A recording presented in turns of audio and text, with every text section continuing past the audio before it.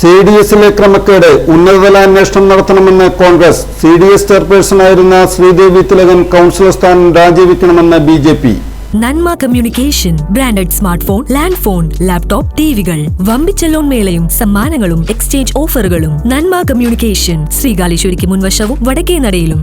കൊടുങ്ങല്ലൂർ നഗരസഭയിലെ CDS number 1 നടന്ന സാമ്പത്തിക ക്രമക്കേടിനെ കുറിച്ച് അന്വേഷണം നടത്തുക, ജില്ലാ മിഷൻ നടത്തിയ ഓഡിറ്റിൽ കണ്ടെത്തിയ സാമ്പത്തിക ക്രമക്കേടിനെ കുറിച്ചും പിന്നോക്ക വികസന കോർപ്പറേഷൻ ലോൺ അഴിമതി അടക്കമുള്ള നിരവധി വിഷയങ്ങളിൽ ആരോപണം നേരിടുന്ന നമ്പർ 1 CDS നാളിതുവരെ നടത്തിയ തട്ടിപ്പുകളെ കുറിച്ച് ഉന്നതതല അന്വേഷണം നടത്തി കുറ്റക്കാരെ നിയമത്തിന്റെ മുന്നിൽ കൊണ്ടുവരണമെന്ന് കോൺഗ്രസ് നഗരസഭാ parliamentary party leader VM Johnny, കൗൺസിലർമാരായ കവിത മധു, പ്രിൻസി മാർട്ടിൻ എന്നിവർ ആവശ്യപ്പെട്ടു.